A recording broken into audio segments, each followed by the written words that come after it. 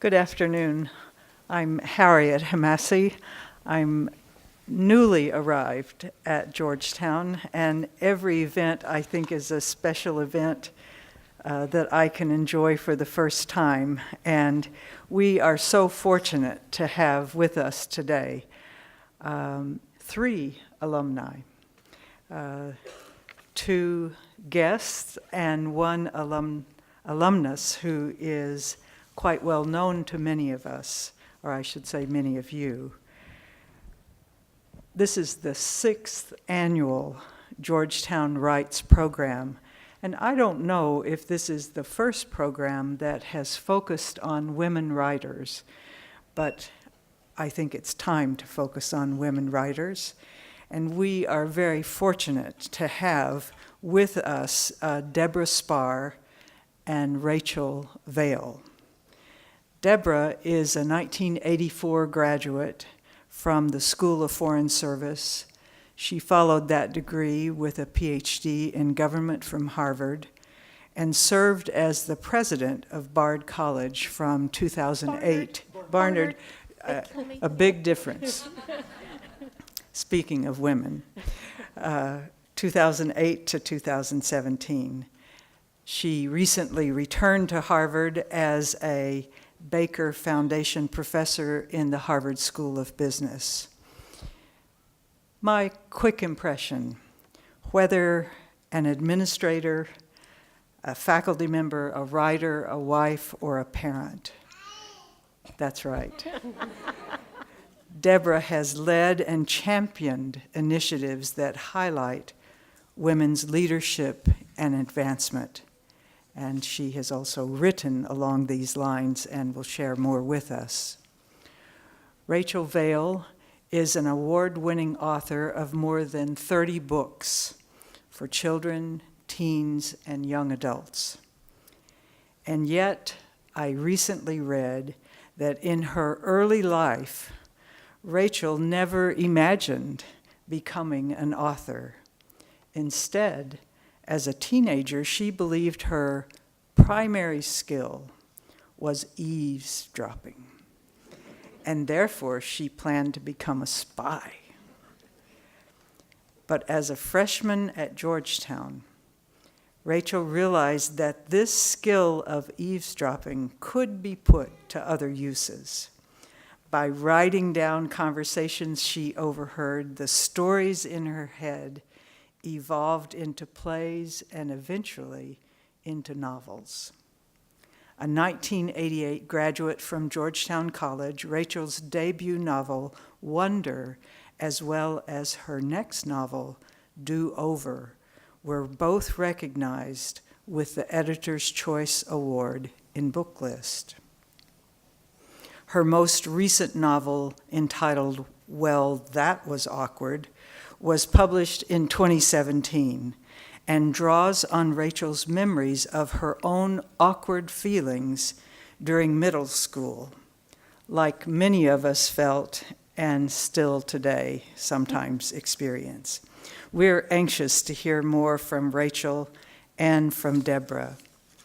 To help facilitate this conversation, we have invited Professor John Glavin of English and now director also of the Office of Fellowships, Awards, and Research. Also a Georgetown alumnus and a distinguished faculty member, Professor Glavin had the pleasure of teaching both Deborah and Rachel. It was nice to see them reunite. I want to express my appreciation to Professor Glavin in particular for his assistance and guidance in helping plan today's program. I'd also like to thank our co-sponsors for this event, which include the Library Associates, the Department of English, the Lannan Center for Poetics and Social Justice, and Georgetown Women's Center. And now, please join me in welcoming Deborah, Rachel, and John.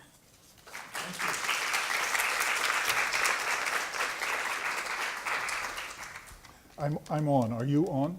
On? I think so. We're all on. Thank you. Thank you very much. It's an enormous pleasure to be here and to be reunited with these extraordinarily accomplished women. I feel in some ways bogus being on this panel, but I was asked, so I'm here. And I'm delighted. I'm going to change the structure that was offered to me, which was that we should talk among the three of us for 50 minutes or so, and then we should open the floor to questions. I find at things like this, the questions get stale very quickly, and it seems to me a better idea if you have a question that is prompted by something someone says up here, that we get that question as part of that speech. So I'm going to look around, and if I see anybody gesturing, can't see anybody over here, but if I see anybody gesturing, we have a roving microphone, 2 roving microphones, and we'll hear from you. And the more we can make this dialogue that moves from the stage to the audience and back, I think the better we'll all enjoy it. So please let your voices be heard. So Eudora Welty, the great American novelist, entitled her great autobiography, One Writer's Beginnings. So I thought we'd begin with beginnings and ask you about your beginnings, and specifically the beginning of thinking you could write books, not just being a writer, but somebody who could actually write books. What prompted that? What were the circumstances in which that began to emerge? Were there figures, others who nurtured and helped that to happen?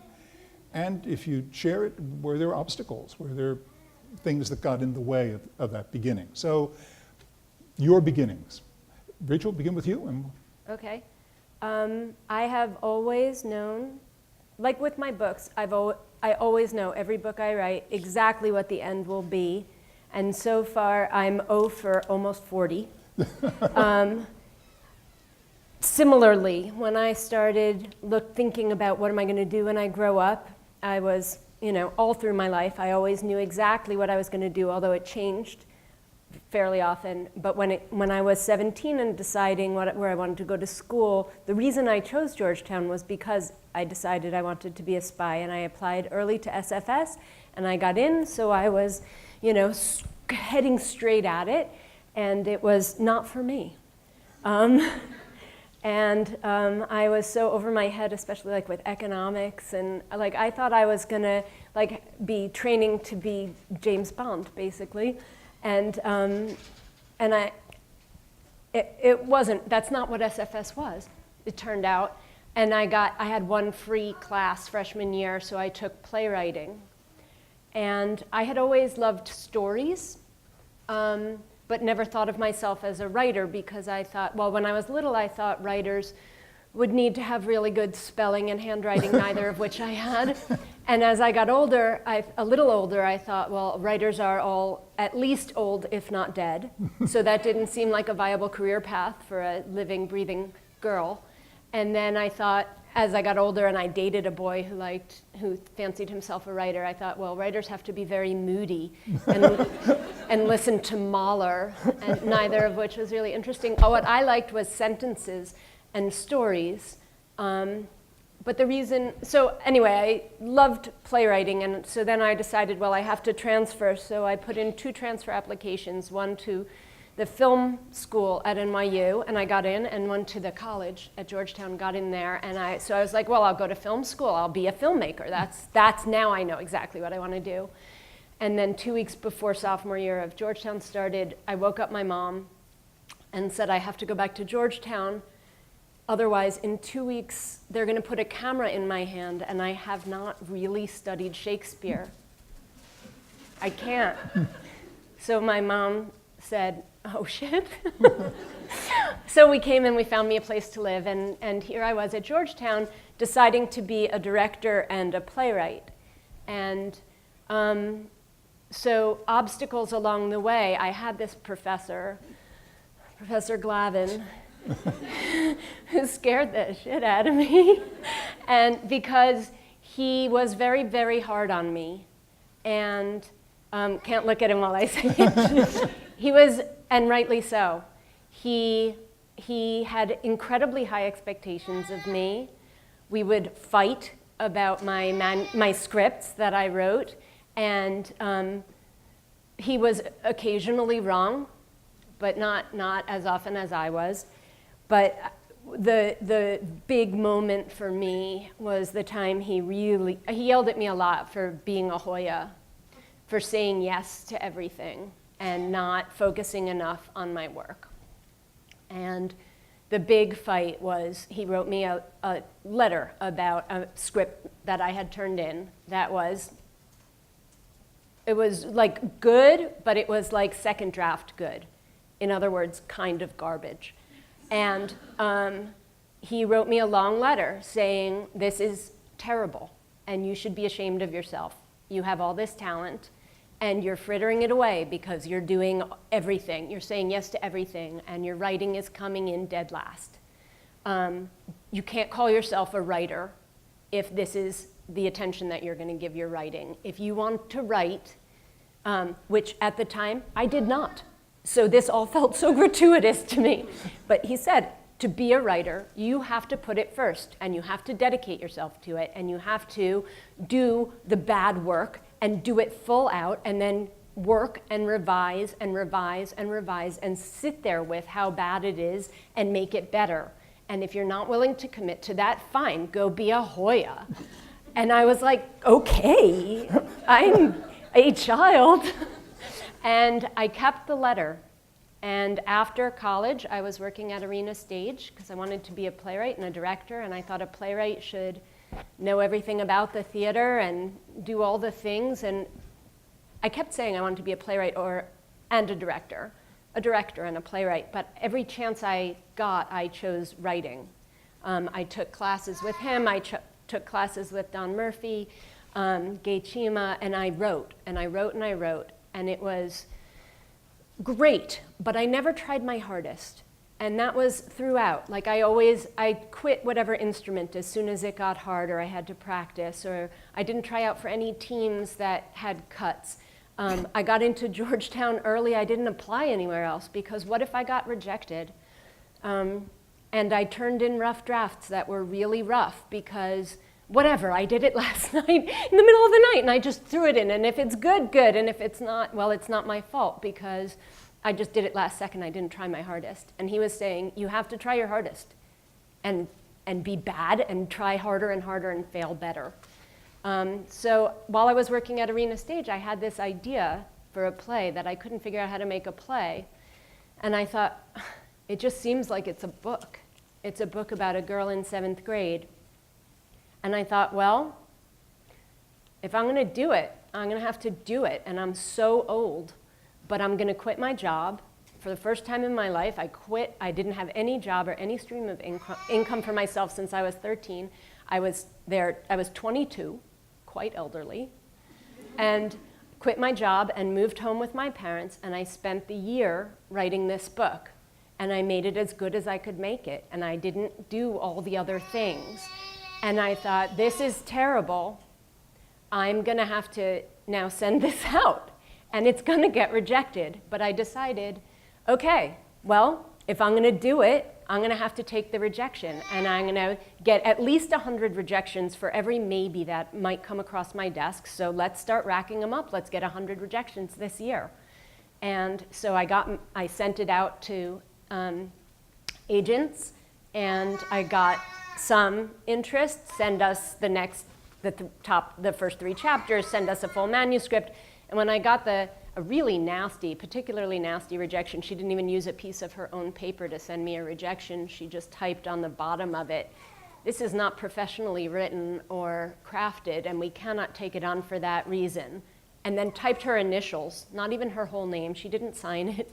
I wasn't worth that. Just her initials. She didn't even hit the shift key. It was her initials in lowercase. And I hung it up on my wall with a thumbtack, and I left a space next to it, and I said, this is it. Here we go. This is, I'm putting my all. I'm doing it my best. And I rewrote the book a bunch more times with, feedback that I got. And when I got my first acceptance, I hung it up on the wall next to that. So When he asked, will you come and talk, I said yes, because I feel in a very deep way that some of my toughest conversations on this campus happened in his office, and some of the most meaningful that launched me. Well, all right. All right, thank you. I still get rejected a lot, but now I'm used to it. It's easier. Deborah, your beginnings. So very different story, but with the central common theme of John. And the spy thing, weirdly. So I, too, was going to be a spy. Yes. Go figure. And I also came to SFS, but I've always loved writing. That's been sort of a constant throughout my life, even though I've never been a full-time writer.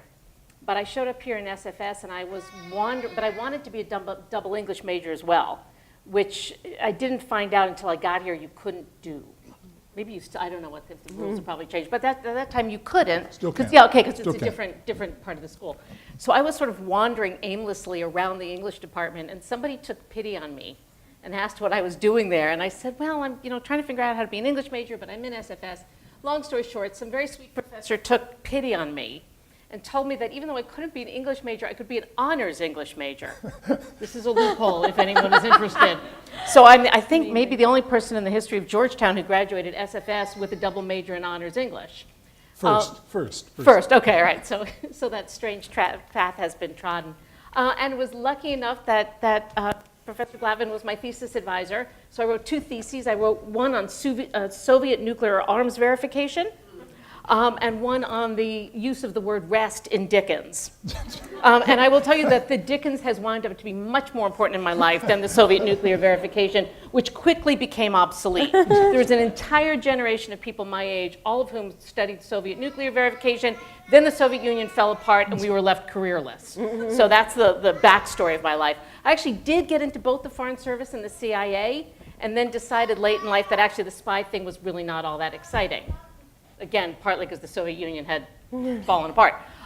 So I wound up getting a PhD in government sort of by accident, and then wound up teaching at Harvard Business School also by accident. That story is in the book. It's not particularly interesting. But I write on Fridays, and I've written my entire life on Fridays. Is this the Iceland story? Yeah, the Iceland story too, yeah. And I have assistants who are willing to put fake travel to Iceland on my calendar every once in a while, because then if anybody calls, they can say, oh no, sorry, she's in Iceland that week. And it's really good so when I need to finish a chapter, I go to Iceland, and otherwise I write on Fridays.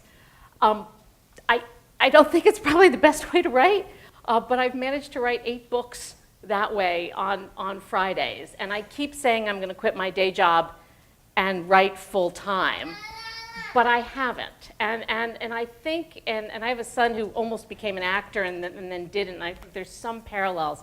I think for me, I've been able to keep writing as something I love. So I don't have to earn any money from it. It's great when I get lovely reviews, but if I get horrible reviews, I can say, well, that's right, because I'm not really a writer. So, I've probably dodged that reality all my life. I wish I were good enough to write fiction. I don't think I am, so I've stayed in nonfiction.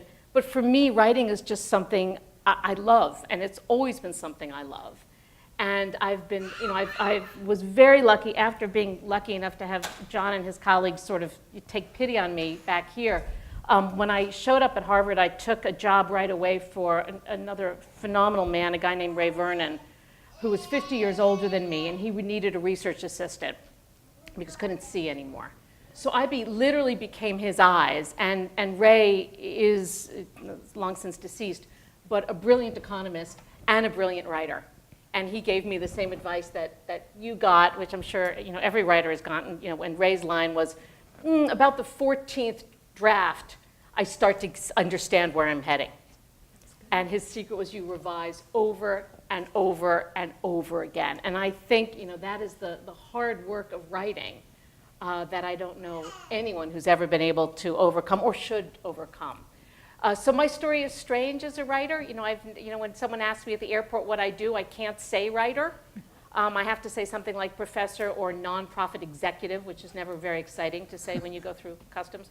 But I think in my heart of hearts, I would define myself as a writer. It's been the one constant through an otherwise very sort of zigzaggy career. and it's the thing I love most and that gives me the most satisfaction. I see a hand. Yeah. Thank you. Yes, both of you, although you've different lives and you're both incredibly busy people, you both noted the importance of intense focus and passionate focus. How do you decide what to focus on and what deserves that intense passion? So in case you didn't hear it at the back, the question is, how do you decide as a writer what to focus on? For me, that's probably the hardest part of the process. And I'm sure it's quite different in fiction. In nonfiction, I honestly kind of wait for the light bulb. You know, every time I finish a book, I have another what I think is a great idea for a book, and it almost always is the wrong idea. It's like that, you know, transitional boyfriend or, you know, relationship. It doesn't work. But when I get the idea, I'm a very structural writer. I have to plot it all the way out. And I have fully plotted several books that I've subsequently thrown out. I have to wind up having an outline that is saleable, for lack of a better word, and I don't always get it. The book, there's two books I'm dying to write, but I can't get them right. I want to write a book on water and all the ways in which we totally, I mean, this is like the worst thing ever created, right? This is, yeah, much better. But, you know, and I want to write a book on sorry, on all the ways in which we do and don't ask for forgiveness. I can't figure out how to structure those books. But other ideas, you know, when the structure comes, I can't write a book until I figure out the structure. I'm the opposite. I do outline, but that's usually like draft 60. I get the outline. Sometimes it's when I'm in the murky middle of, like, I write 3-act books because my training is all in playwriting. I took one fiction writing class ever in my life. So I write 3-act books, and often, like, the Act 2 crisis isn't very interesting, and so Act 2 gets sort of soggy. I might outline then, but I never outline before. The way I figure out what I want to focus on is what questions are driving me nuts. So it's always questions, and then it's the character, the main character, the protagonist of whatever I'm writing, grows from those questions. Like in Unfriended, this book, it was about what does it mean to be friended or unfriended. I thought at first that unfriended is such a fun, very, very of the moment word. But I was at a performance of King Lear, and Who gets unfriended early. Yeah. who unfriends his youngest daughter. He says, he uses the word unfriended. And I was like, no, okay, now I'm justified.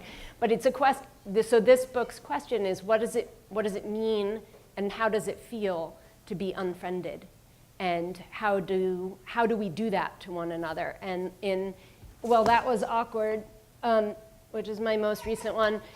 I was wondering about, I'm trying to remember what the question, my original question was. I'll get to your books in a second, I promise. Really about what does it mean to try to be loved? And what does it cost us to love and to be loved? This one actually is based on a play that I love called Cyrano de Bergerac. And I was reading Cyrano and thinking, this is such a middle school story. This guy, who I think of as a middle school girl, feels so, he knows he's great. He knows he's all that. But he also thinks he's not beautiful enough to be loved. And I thought, wow, if that isn't a middle school girl's like crisis, like, and also we all want to know about romantic relationships, but maybe we're not feeling quite ready for it. So we do it sort of as a community. We help one another with our crush figure out the words that we need. And so Gracie in this book is Cyrano, and the scene in that always drove me crazy, the thing that I wanted to concentrate on was when Cyrano is feeding words to Christian to talk to Roxanne. I always thought that Roxanne and Cyrano are friends. She would recognize his voice. Baloney. I don't buy it. But what I've always said to my kids is you don't know who's going to read what you text or post or who wrote what you're reading. So if you're sending something, you better be ready for like grandma to see it. So in this, she doesn't know who's sending that text, and that beautiful guy doesn't know that she's actually composing her best friend's text to him. So that's where that came. So for me, it's the questions that lead me to the focus. There. Thank you both. I'm recovering from a cold, so I sound like a frog. Today, the title of writer isn't seen as a position of power. If you look at senator or congressman, I guess I won't say president just yet, but lots of other titles out there denote strength and power. And I've observed that sometimes writers get pasted with the starving artist label. And I just wanted to know, as writers, but also as women, when do you feel the most powerful? Both in a physical circumstance, but also in a mental and inner circumstance? And when do you feel powerless? And why is perhaps both necessary for your growth? So I would disagree a little bit with your premise. I think the words change a little bit, but I think writers actually are quite powerful and are perceived as quite powerful. Content creators, talent, idea generators, thought leaders. I mean, I think actually, and I've done a lot of work on the media industry, and everybody thought writing was going to be dead when the internet came along. Well, it's not. And in fact, what we're seeing is that the demand for content is in fact what's driving business models in the digital economy. Longer conversation, but I think writers and words and ideas are very much alive. It's harder to make a living at it. I think that for sure is true, that young people trying to make it in the world as a writer, particularly in the journalism field, it used to be that there was at least a path to get into writing. Now you're blogging for free, you're trying to get Instagram followers, which I think is not any way connected to writing, but it's a different form. But I think the power of writing is, if anything, even stronger. And I will say, I've had, again, this sort of weird career, but my most recent iteration, which I don't even keep in my bio because it was so short, I was the president of Lincoln Center for a year ago. And it sounds like a really fancy big job. And what I found in that job was I actually had no power because my words were not important in that job. And it was the wrong job for me. It's a wonderful job for somebody else, but I need to be in a job where I can use my words. And so for me, having a platform as a professor and a writer and somebody who can have ideas and get them out there, to me, that's the most powerful way in which I can have impact. I have to say, before we go on to my next question, the spy thing does not surprise me. So, Can I just answer that oh, too? oh, I'm so sorry. Yeah, that's I'm okay. so sorry. No, it's okay. That's such a beautiful question. Thank you for it. I really think that's such an interesting thought to figure out. Writers of fiction are the most powerful person in the room, not just because you're in the room alone, but for work, which is a nice thing. But the person who gets to create the world and all its rules and all the people in it is God. So you get that. I mean, that's a pretty nice job title. And being someone who creates something where there was nothing before is a pretty powerful thing. Most of the time when I'm writing, I hate the book I'm working on.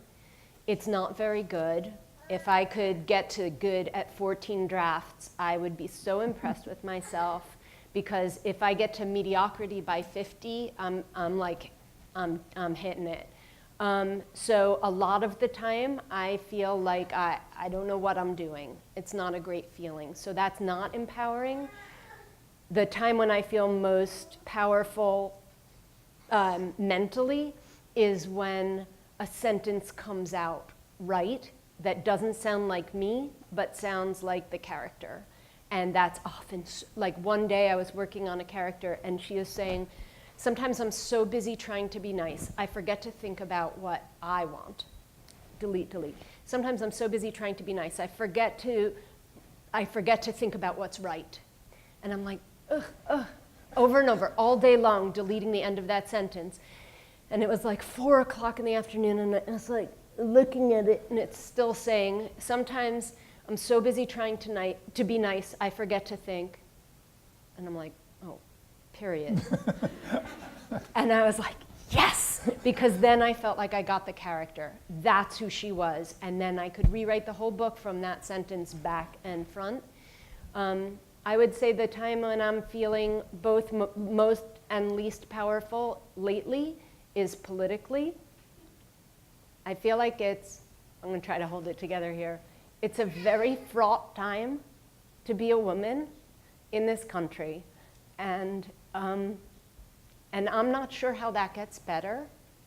And I think telling our stories out loud and to one another is part of it, is part of how we are feeling so vulnerable and yet so empowered.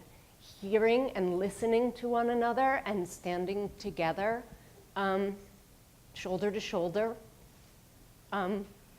is both. So now I'll say I'm not surprised about the Spies, because one of my other former students who has gone on to be a very well-known writer, Jonah Nolan, who wrote Memento and lots of other things and is now the creator of the much-admired Westworld series, came to Georgetown to be a spy.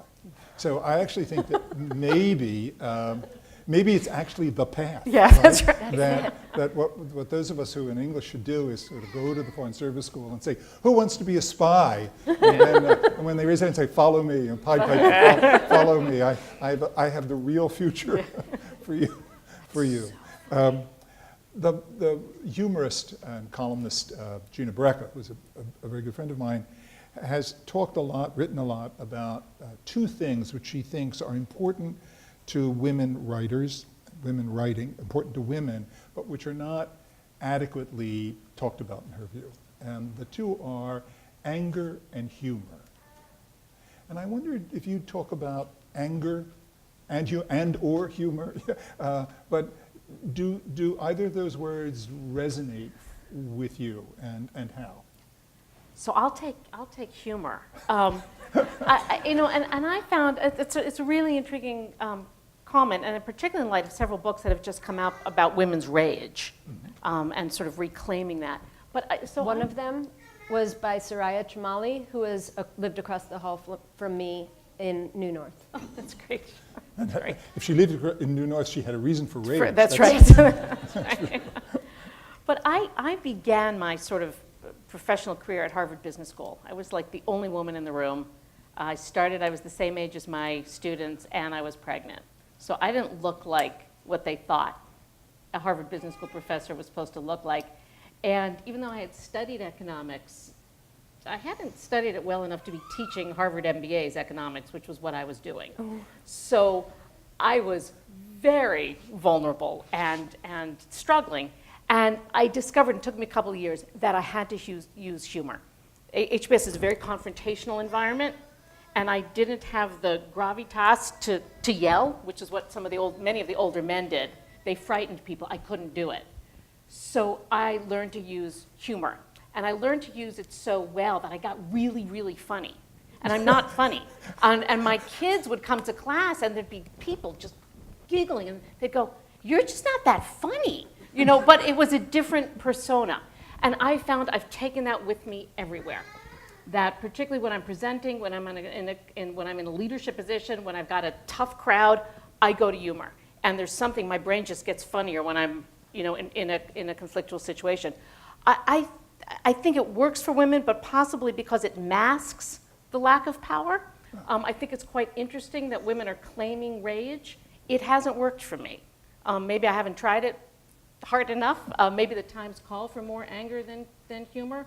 But I do find in tough situations, confrontational situations, humor helps. And then I'll just say in this book, which is the first book I've written about women, and the book I wrote when I was president of Barnard, and the only book I've written that's somewhat autobiographical, I went to humor a lot.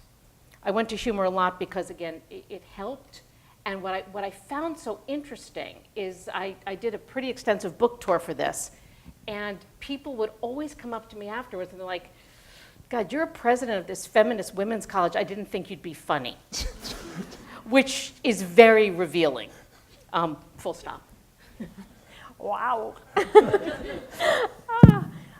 Yeah, I use humor in all the, my books are humorous.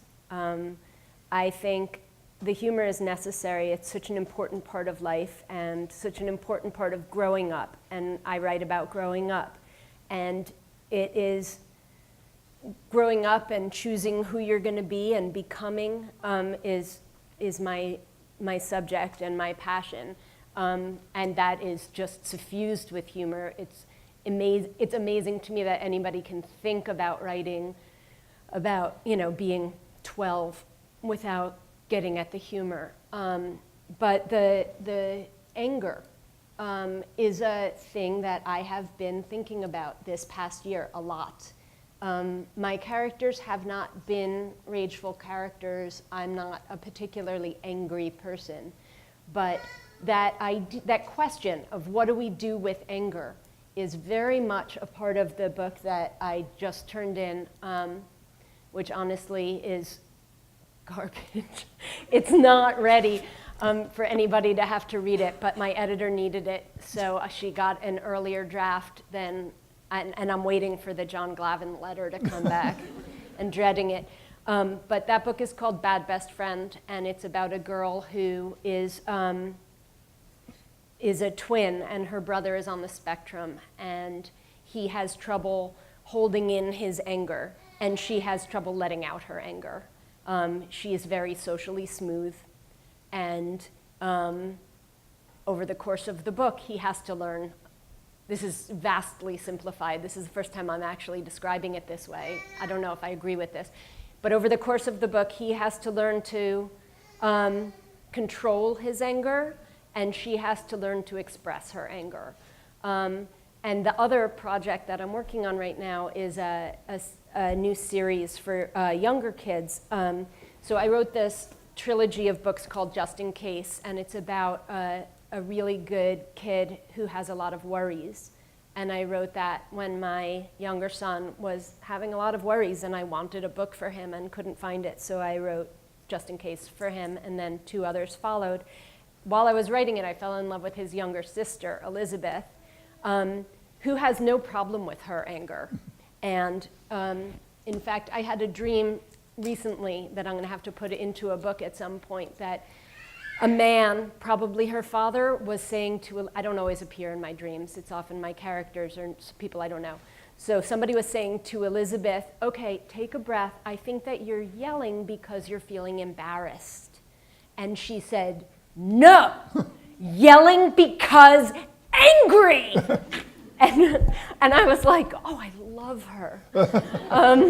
Because I've never said anything. So this is the first one. You're the first people seeing it. I just received this. This is an ARC, an advanced reader's copy of A is for Elizabeth. That's her the first book.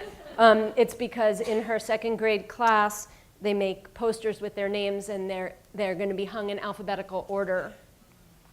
And Elizabeth wants to be first.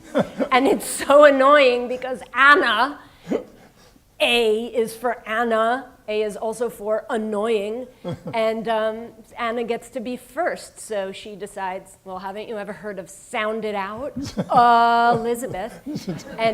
But then it turns into, is it fair for Anna to always be first, or is it fair for me with Elizabeth being spelled A-A-B-A-Q, some mountains and exclamation points, and she makes it out of, anyway, you'll read the book. But she realizes, is it fair for me to always be first? And so she has her name sign becomes a protest sign. She's a little she's a spunky girl, and she's the only one I want to hang with right now, because anger and humor. Anger and humor. Any angry or humorous comments that people want to raise? Okay. We are at Georgetown these days all abuzz with A Star is Born, for the obvious reason that it's our guy who is the star, right? And we all sort of feel we have a claim on this. And there's been a lot of people writing about A Star is Born and why A Star is Born is having the great moment it's having, in addition to the fact that it's a wonderful film. And one of the things that people have pointed out is that it's a much remade story, right? So it starts in the early 30s and it's made again in 37 and then again in 53 and then again in 75. And then there's this odd 40 years in which there's no A Star is Born, and now it's come back. And so a lot of people are writing about sort of why this story seems to be a story now, and especially everybody knows by now the plot, but the ending in which Lady Gaga's character, who is a rising, almost a big star now, but certainly a rising star, decides she's going to give up her European tour because her very addicted, failing husband needs her. And then when he learns that she wants to do this, he kills himself so she won't impair her career. And one of the commentators that I read the other day said, the reason why we watch this movie is that's still an imperative for women. That when the man is in trouble, needs her, whatever, then it's her job as a woman to defer to his needs. And that's still a story women learn and are moved by. So the people aren't angry at this story, they're moved by that story. So what do you think, right? I haven't seen the movie, so now I know how it ends. Well, but you saw probably some Yeah, I version did. of this Barbra movie. Streisand, Judy yeah. Garland, Yeah. Barbra Streisand. You know, I think in a room full of people presumably who write and who read, these archetypes are carved deep into our brains. You know, the fairy tales and the myths we tell ourselves. They're very hard to shake, and I think the myth of the sacrificial woman is primal at some level, and there's all kinds of research on how we need to rewire those myths and why it's so important for girls to see different kinds of role models and hear different kinds of stories. But we've been embarked, the Royal, we have been embarked on that venture for 50 years, but I don't think we've moved those myths very far. Now, maybe what we're seeing this year is a seismic shift. It could be. But I don't know, and it's, one of the things that I puzzle over in this book and just in my life is that it's not, and I say this at the risk that it's going to make some people angry, but it's not just that women are digesting these myths that the patriarchy is throwing at us. We're also participating in recreating those myths. Now, maybe that's self-loathing, or maybe it's we can't break out of the way we were trained, but we keep embracing those myths. I think there's another one that, I don't know if this is entirely true, but I hear that every woman in fiction who has an affair dies. Like, you can't survive an extramarital affair in fiction. Well, in 19th century fiction, that's You know, sure. it's the Anna Karenina thing. It's just out there. And so I think these are modern myths, and it will be your generation to hopefully try and push back at those myths, but I don't see it happening yet, sadly. Judy Blume talked about the reason she wrote Forever is her daughter, Randy, said, I wish there would ever be a book about a girl who loses her virginity, has premarital sex, and doesn't get punished for it. And Judy was like, yes, that should exist. I think, yes, I think the power of writers is that we have to think about these questions. We have to think about these archetypes. Everyone in this room was raised in a misogynistic culture. There are things, in hearing the Me Too stories, I thought, her too? No way, she's not as vulnerable as I am, or as, flirty, or as dumb or as naive as I am or as I was. She would never put herself in that. And I realized, oh man, I've been, as much as I think, I'm not blaming myself, I still am. And I read a thing about how Hillary Clinton was covered, the kinds of things that were brought up about her in the press. And I read a lot of the stories that were highlighted. And when it's put together, there's sexism shot straight through. And it's not just on one side of the political aisle. There's so much everywhere. So those myths, like that sounds lovely. And my first thought, as you're saying it just here, that idea of like that she would sacrifice herself for her career for him. And I thought, yes, how lovely, and they must love each other, and he sacrificed himself for her. So it's like, you know, gift of the Magi, we'll sacrifice for each other. But I think you make an interesting point that would that movie work if the gender roles were switched? And would he sacrifice his big tour for her? She'd certainly kill herself for him. We've seen that story a lot of times. So maybe it's good he killed himself. It's hard to say, but I think one of the important things is that we have to look at things, approach our stories, approach the archetypes with a critical eye. And even the question of, what if we switched the genders? How does gender matter in this? I think is very interesting and important in art generally. And we are so much more alike than we are different across the gender divide. And when we think this is a book or a movie for women, which I admit, I think, like I'll see a movie and I'll think, oh, I really want to see that. My husband's not going to want to. He probably would more than I, but that's a thought in my head. And when my sons would read books with princess in the title, and I'd think, are you going to bring that to school? And then the answer is yes, certainly, do. Because people ask me all the time, oh, I love your books. Do you have any for boys? And I say, yes, all. Because they are as much like Harry Potter as they are like Hermione. They are, it doesn't matter. The gender is my son is now a theater director, my older son, and he directed an all-women production of Henry IV. And people were like, oh, women in those roles. And it's very much a play about, or two plays about masculinity.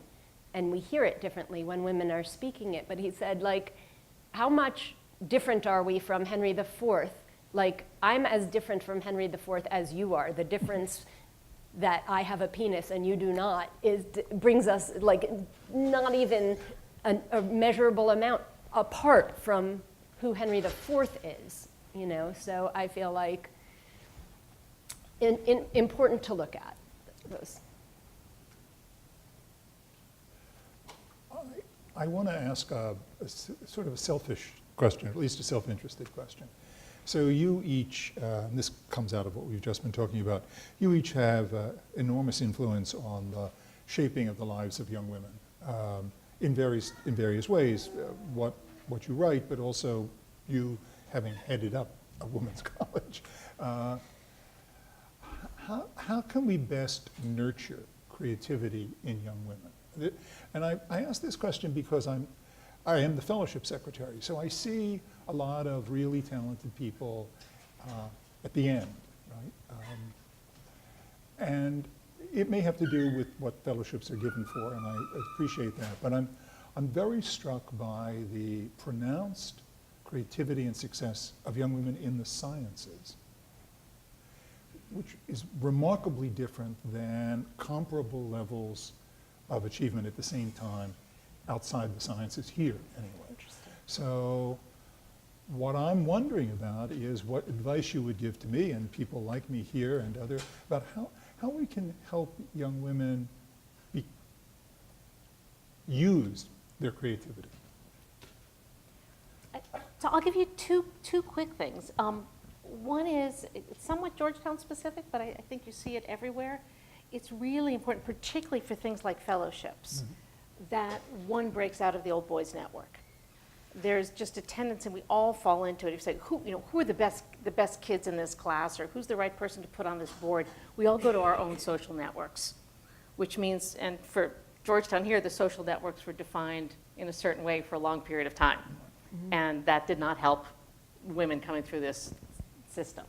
But that's true everywhere. So I'd say just, and I'm sure you're doing this because you are who you are, making sure that you're looking for people who aren't the most obvious suspects.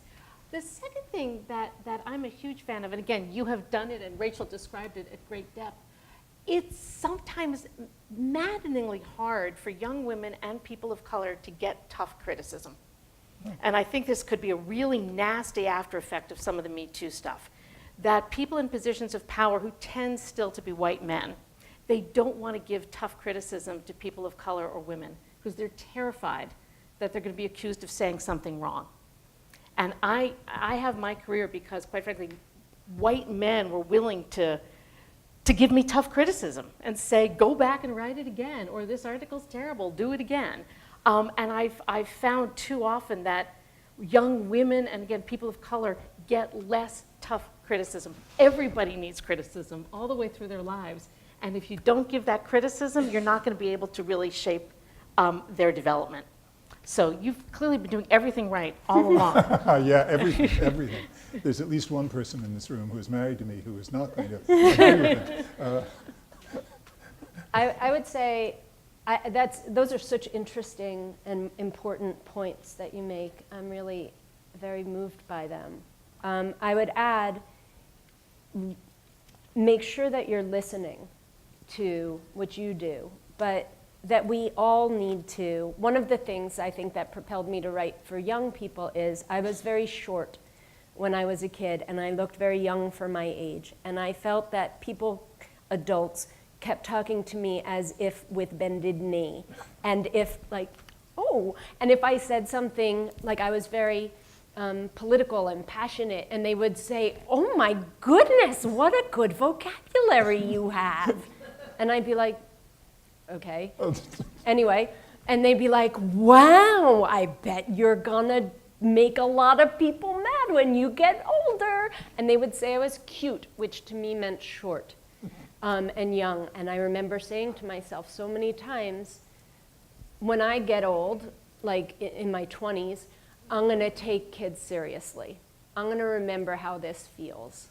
And I think taking people who look different from us, whether it's because they're differently abled or differently gendered or different races or religions or heritage or size, taking them seriously from where they are, what they're saying, what they're putting out there, I would say is a really important way to empower people to be creative and honest and think through their thoughts.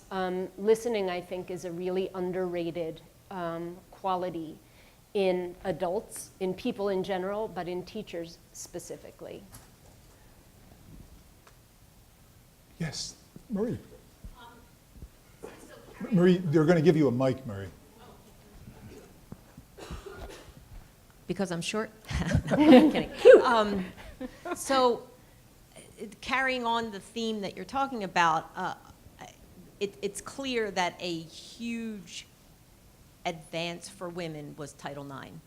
And not because girls got to play soccer or softball or whatever, but because young women and girls started to learn how to compete and learn how to lose and learn how to play on a team and learn how to be competitive. What's the analog on the academic side? How can we teach more of those, because it's clearly worked. I mean, it's taken some time, and we still have a long way to go, but women are beginning to take those qualities on, and not just because of sports, but because that becomes part of the milieu. Where's the analog on the thinking side, on the academic side? This is one of my favorite questions, not that I have a really good answer to it, but I think Title IX and sports are hugely important. You know, I think we still haven't fully recognized the role that they've played. And I say this as someone who was a cheerleader, so, you know, I was not playing on an active sports team. But I think one of the things that sports teaches is it teaches you resilience. It teaches you how to lose and get up the next day and lose all over again, and not to fixate on it, to be a member of a team. To be totally honest, I don't know that we need an academic analog per se. I think we need girls and boys playing sports all the way through. Elementary school, middle school, high school, college. I think sports is one of the most important things people can do. And I think we're seeing now the generation of girls who played competitive sports, and I can pick them out. I can pick out the girls at Barnard, they call themselves girls, who were athletes. They have a confidence and a resilience. And we set up a women's leadership program at Barnard, and we were trying to figure out how you could create that resilience. And we looked at it for 10 years. We couldn't come up with anything else other than sports, except war, but you don't want to go there. So I think just encouraging sports is so, so important. But there are other teams too, like academic teams. My younger son did not want to do a team in high school, and he was on the speech and debate team. And the same thing, you win and you lose, and you have to stand there with equal grace and give a hug to the other person and shake hands. And the idea, and he was on the chess team when he was in elementary school, and there are ways to create more academic winning and losing, but I got good advice. I do a lot of school visits. I visit schools, and a writer who is older and male said to me, make sure that you are, as you're looking out at the audience, that you're picking people to ask questions who aren't just the boys. And I was like, why would I only pick boys? That's so silly.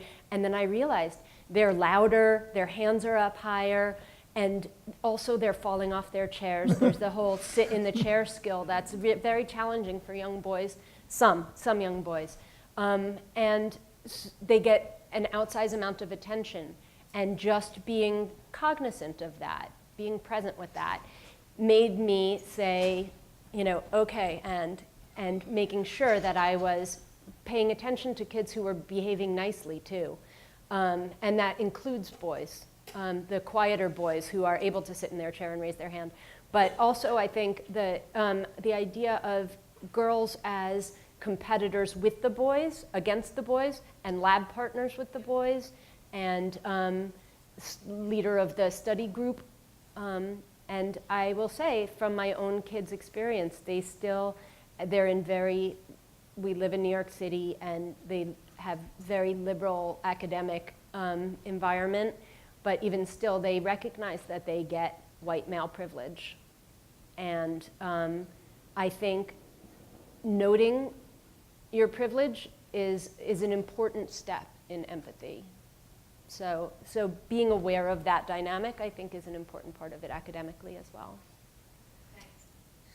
Yes. The mic will come up to you. This is kind of more related to what you guys were talking about before, but I'm interested about your thoughts related to art as a reflection of a person.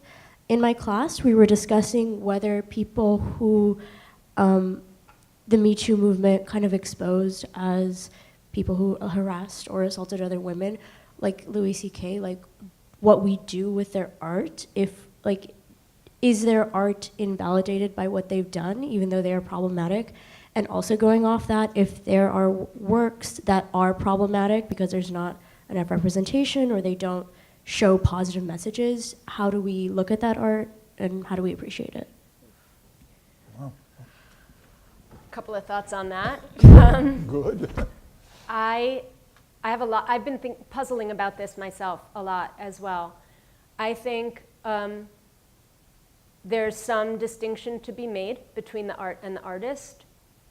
I also think there's some distinction to be made about the time that the artist created.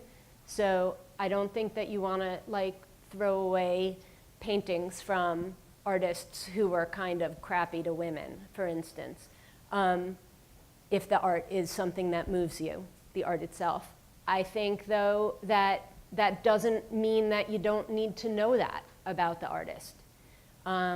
There are artists whose work I'm actually not at all interested in spending my time or money on because of what they've done personally. And I think that that's a decision that each consumer of art needs to make individually. I'm not for banning art, but I am for thinking about art and engaging with art and empowering art that is that's not as problematic in terms of the creators being terrible people. I think there are writers who, there's a writer who was called out for being terrible, and he's a member of a minority community, and librarians were feeling like, oh, what am I going to do about diversity, my diversity table? And my feeling is if you only have this one artist from a minority group, then you don't have a big enough collection. Then you're not looking far enough. And if it spurs us to find artists from under listened to communities who aren't that one superstar, great. If the art is very much connected to the persona of the creator, who is, for instance, Woody Allen or Louis C.K., to me, the art comes from a very personal place, and I think a problematic place. And so that's not art that I, as a person, am interested in spending my time and money on. I think that there are, you walk into Lounger and you see you are never in your life going to be able to read as many books as you want to. If there's a book that you start and it's not your cup of tea, you don't have to finish it. You're not going to be able to read all the good ones. And if there's a movie or a comedy show by somebody that you find problematic, I think there's no problem in saying, that's not for me. I'm not interested in supporting that.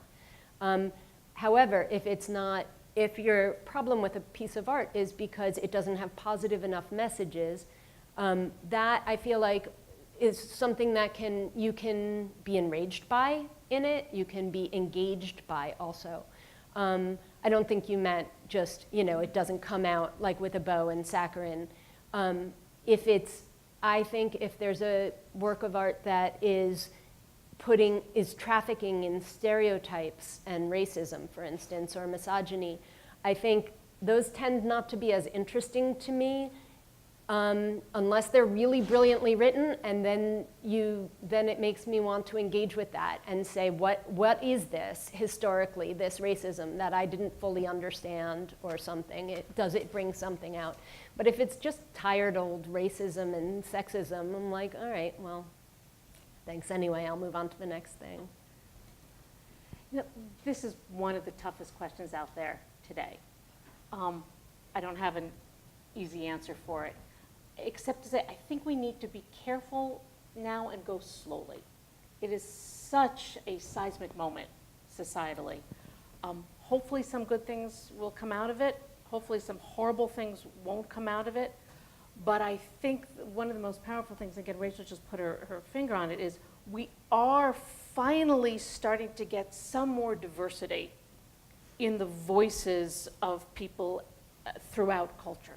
So once marginalized voices are moving more into the mainstream, and the mainstream itself, of course, is segmenting because we have different distribution platforms. So my inclination is to do whatever we can to multiply the voices out there rather than censoring some or others. Censorship of any form makes me very, very nervous. There may be cases, as you say, if people are actively tracking in hate speech and inciting violence, that those are the things you take off the library shelves, but I would want to keep the list of things you take off the shelves as small as possible. By the same token, I think contextualizing all art, all literature, all cultural conversations is hugely important. And saying to works of art that are now being called into question as we know more and think differently about the artists, I don't think you kill the work of art. I think you try to provide as much information as possible about the background and the context. But this too it will evolve over the next couple of years. Oh, Thank you. Excuse me. I did have a question and would like to, not really a question, maybe an observation and a statement, to revisit your comment about non-professors of color having reticence in criticizing students of color. And what does that speak to and of, and who does it speak for? Certainly not the students who are at an institution, who are paying their tuition and expect to be educated and treated like other students. So being a child of Southern segregation and integration, the fault line stops at how much a teacher is invested in actually disseminating information to students beyond cultural and racial feelings about that. I'm sure African American professors on the whole do not find it difficult to criticize Caucasian students. So I think it is doing students a disservice if professors at elite universities, public universities, or any institution of education cannot move beyond their personal bigotries and in fact be teachers. Yeah. No, I totally agree with that. I think what I was trying to capture, and I think Rachel described John's persona so powerfully, is that part of the education is giving constructive criticism. And I think all students deserve that, as do all junior faculty. This is a real issue I've seen with junior faculty. We're not talking about criticism that is defeating, but criticism that is constructive. And I think that's a hugely important part of what being an educator is about.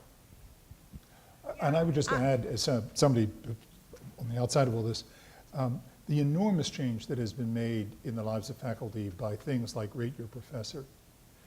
That is the ability of hostile and other kinds of comments to circulate permanently out there because someone has been offended who writes anonymously. So I'm not talking about people of color. I'm just saying that what's happened as a result of something like Rate Your Professors is that people are now increasingly aware of the fact that everything they do has a chance of being read negatively and then lasting for a very, very long time out there in space. And so in my lifetime, certainly, I think it's not just with students of color or women. Everybody is increasingly timid about offering anything but positive responses. And that's been, I think, a major factor, however you read it, in the way we live. I'm getting aware of time, and Can I just say a quick thing about that? Very quick, yes. If people are a little timid about saying something that might be read as racist or sexist, I think that that's good. I think if we have to think, is this going to come out sort of like a racist or sexist thing that I'm about to say? Good, think about that. That's not, I don't think there's a problem. I think the problem of people who have been in power and who are in power, and a professor in a classroom is certainly in that situation. Somebody sitting on a raised platform is in that situation. If you have to think to yourself, is this going to be read as a sexist comment? Maybe I shouldn't make it. I think that second that you have to think about that's a healthy thing. And the same with racism or, othering in any way. And I think that while it might make you hesitant to say something, I think that constructive criticism that you're talking about, that engagement, that seeing a student as a writer or as an artist or as a mind blossoming, is what the professor should be doing, and if he's worried that it will sound like maybe be interpreted because she's going to take it as sexist, okay, have that thought, and that's okay. My last formal question, and then I have a request. Happily, in today's New York Times, Reshma Saujani has a very nice piece on the activism of young women. And she has lots and lots of numbers, but she says that for young women between 15 and 24 years old, 48% of them have signed online petitions as opposed to 39% of men. Young women between 15 and 24 are 23% more likely than men to have volunteered for a cause.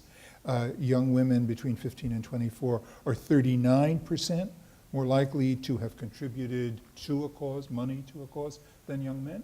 So there's this wonderful sense, and I want to balance what we've been doing, this wonderful sense that young women are kind of like in the vanguard of trying to make a difference. And since, again, you both in your different ways have your much more direct awareness of young people and what they're doing, do you have comments on this? Do you recognize this? Can you talk about why you think it's happening? So this has been happening for 10 or 15 years now, in the sense that girls are dominating boys in high school. And we see this in college admissions. So boys have become more affirmative action candidates. They have, because colleges, and this may change with the Harvard suit and all that, but colleges, are, other than the all-women's colleges, are trying to maintain a gender rough equity. And if they just did it on sort of objective measures, girls would dominate in colleges. So boys, it's actually easier to get to college as a boy now than as a girl.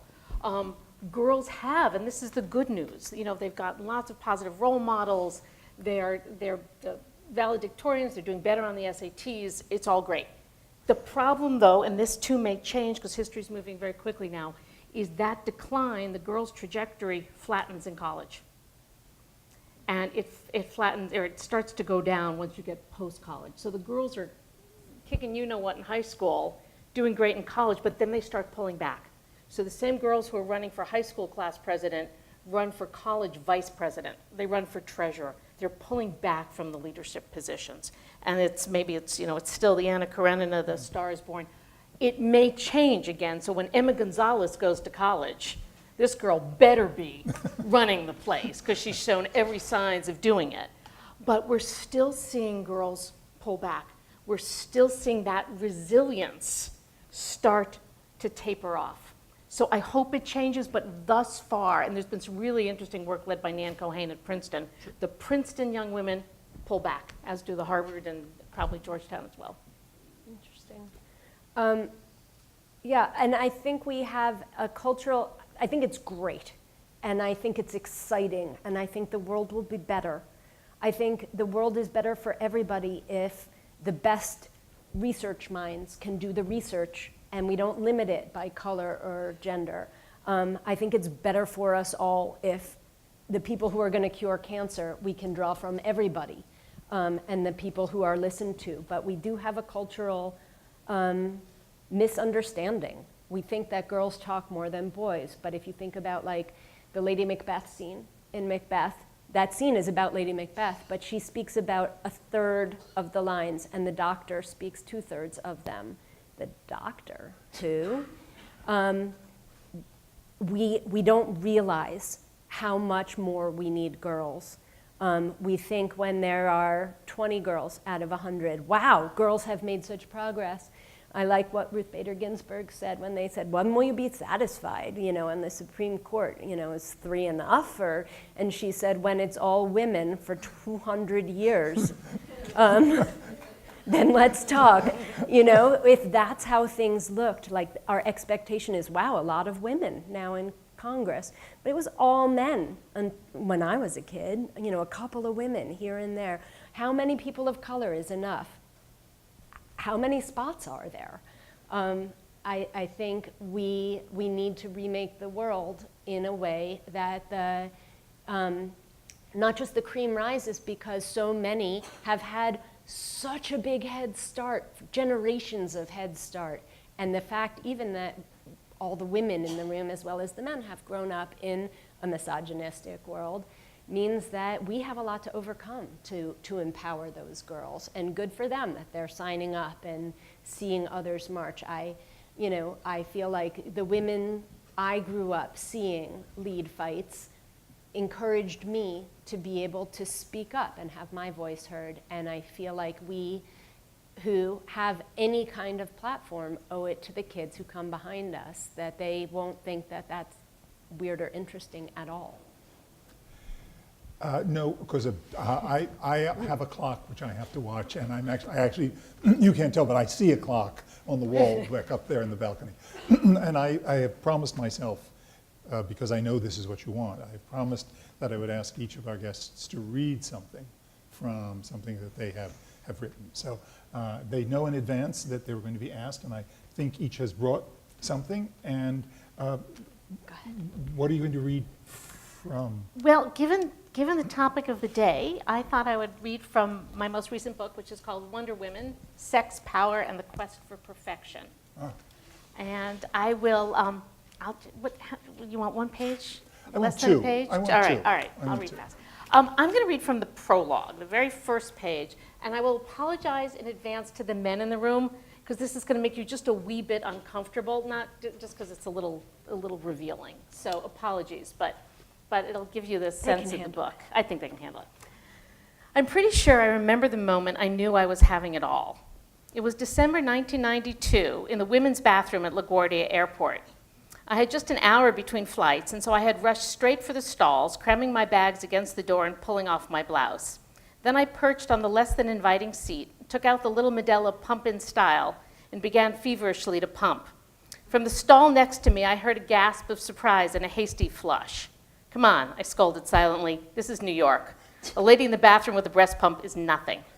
After several long minutes of whirring and pressing, fumbling and swearing, I collected my paltry 3 ounces, pulled the pump and myself back together, and dragged the whole lot out to the sink area. There, between 2 confused Asian travelers and the girl from Cinnabon, I tossed the milk I'd never used down the drain and tried again to configure my 5 weeks postpartum belly into something that vaguely resembled a business suit. And that's when I realized, ironically, totally deprived of sleep, that I really was having it all. It wasn't supposed to be so hard.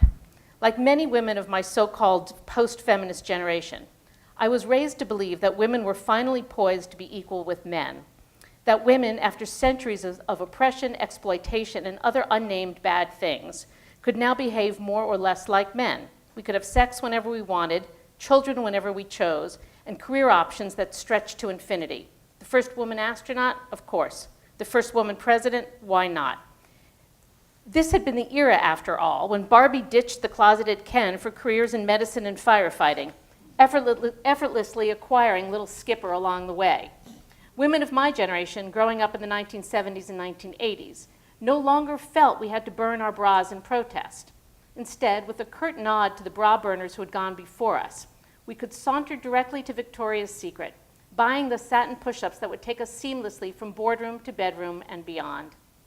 But somewhere, somehow, the reality shifted, and instead of lacy strings, I was struggling with a nursing bra that defied all notions of femininity, and a blouse that refused to close fully over it.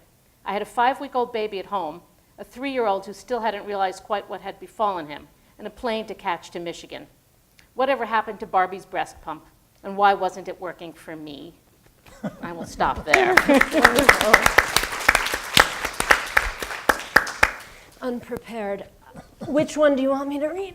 Well, the one you want most to read. This one? I think you've Elizabeth? created an appetite for Okay, for Elizabeth. Yes. Elizabeth it is. This is the first time I'm reading from this book to anybody. All right. A is for Elizabeth. Chapter 1. Good news. Miss Patel told us today we have homework. We are in 2nd grade now, so we get homework. This is the day I've been waiting for. The homework is make name posters of our names. I raised my hand. Elizabeth, Miss Patel said, smiling at me, can we make anybody's name we want in the whole 2B class? No, said Miss Patel. You each make your own name. That news was the opposite of good. Chapter 2. Some people have much longer names than other people, I explained to Miss Patel. True, Miss Patel said. Hey, that means some people will have to do more work, Bucky said. Bucky's name is Bucky. It has only 5 letters in it. My name is Elizabeth. It has a bajillion letters. Bucky is my best friend. Be creative, Ms. Patel said. Have fun making your names. That is not fair, I said. Not everything is fair, said Anna, without even raising her hand. Anna is not my best friend.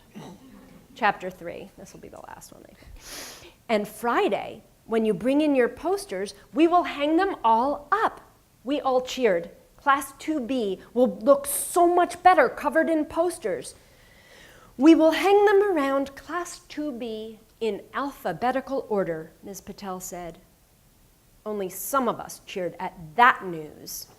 Who can remind Class 2B what alphabetical order is? Ms. Patel asked. Hands, please. Anna's hand was the first one up. Anna loves being first. In the order of the alphabet, Anna yelled. Ms. Patel hadn't even finished saying the whole name of Anna. She was still on the N. Like, first A, Anna said, and she smiled that T-Rex smile of hers. That's right, Miss Patel said. So then B, said Anna. Yes, said Miss Patel. So we will hang, then C, Anna said.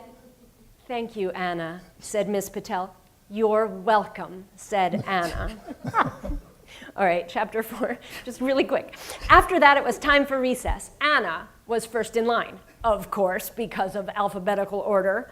When we got to the swings, I explained to her quietly, nobody likes a show-off, Anna Banana. Anna shrugged and said, sticks and stones may break my bones, but names will never hurt me. Chapter 5, I don't know why sticks and stones may break Anna's bones.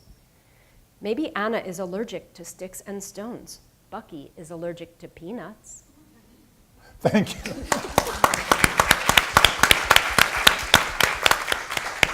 Coming out in May. And your new one is called, so everybody knows. The Virgin and the Plow, How Technology Shapes How We Live and Love. That's such a good title. So be on the lookout for both. I think you must all agree with me that the CIA must be just bitter tonight. They clearly, when I used to go out to the University of California, Santa Cruz every year for a conference on Dickens. And the first year I went, a man came up to me and he said, you know, John, I've never really understood about Georgetown. So which is it? Is it wholly owned by the CIA, or is it just operated by the CIA? So I assume the CIA is listening, and I hope you understand what you've lost and what we've gained in these two As far as we're willing to say. These two remarkable writers, and I want to thank everyone at the library for giving us the pleasure of the last 90 minutes. Thank you all.